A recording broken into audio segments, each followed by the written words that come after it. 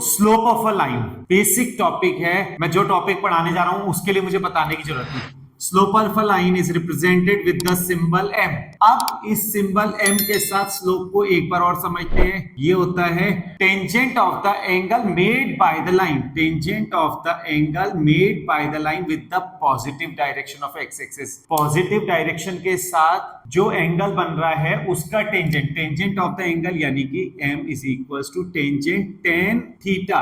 Ten theta is said as slope. इस slope को हमने ऐसे करके भी लर्न कर सकते हैं, m is equals to y2 minus y1 upon x2 minus x1। This is also said as slope of a line. Angle between two lines क्या होता है? ये देखो हमारे पास दो लाइंस हैं, फर्स्ट लाइन सेकेंड लाइन। इन दोनों लाइन के बीच में angle, this is the angle, I am saying it as phi. अब ये एंगल फाई है, फाई को इन दोनों एंगल्स के संग में समझने की कोशिश करता हूं। तो एक लाइन का स्लोप m1 कह दूंगा, एक का m2 कह दूंगा। m2 m1 ये हो जाएगा थीटा 1 थीटा 2, फाई इसे कह दो।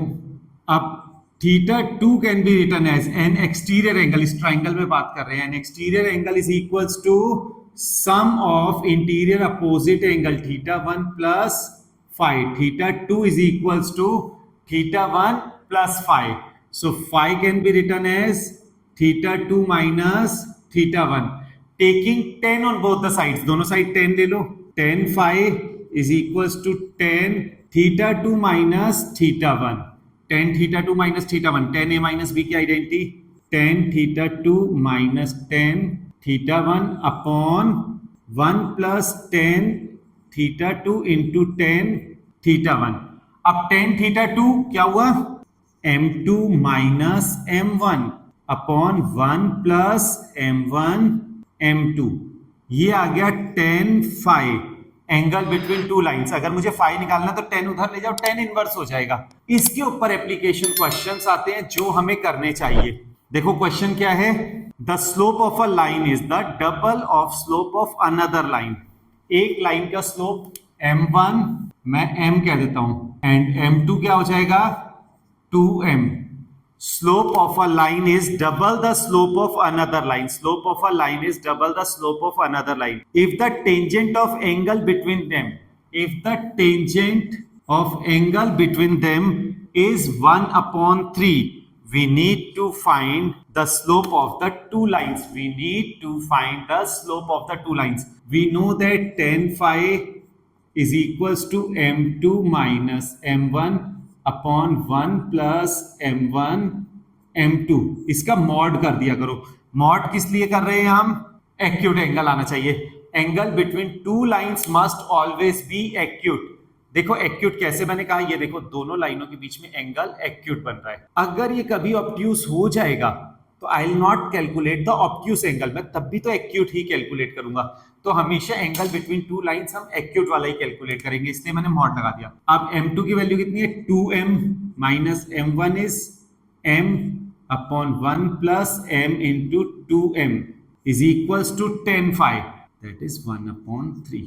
मॉड हटा दोगे, plus minus 1 upon 3 equals to m upon 1 plus 2m square. Cross multiply करो, यहाँ पे दोनों कंडीशंस के संग जाएंगे, एक बार प्लस के संग एक बार माइनस के संग। For positive 1/3 equals to m upon 1 plus 2m square. 1 plus 2m square is equals to 3m, 2m square minus 3m plus 1 equals to 0। यहाँ पे m की वैल्यू आ जाएगी minus 2m and m, 2m m minus 1 m minus 1, m is equals to 1 और 1/2। Where as अगर minus 1/3 लेते m upon 1 plus 2m square, so 2m square plus 1 equals to minus 3m, 2m square plus 3m plus 1 equals to 0। इसके factor करें अब, 2m square plus 2m plus m plus 1, ये क्या आ जाएगा 2m m plus 1 plus 1 m plus 1 equals to 0। m की value आ जाएगी इधर -1 और -1/2। देखो ये आंसर आ गए, बट अगर यहाँ पे m1 ग्रेटर होता है m2 से, m1 ग्रेटर होता है m2 से, if m1 is greater than m2, in that condition answer क्या हो जाना था, जो अभी तक हमारे पास m की वैल्यू आई थी 1 एंड 1/2 आ जाएगी -1 -1/2, और m की वैल्यू आ जाएगी -1 का +1 एंड प्लस का 1/2।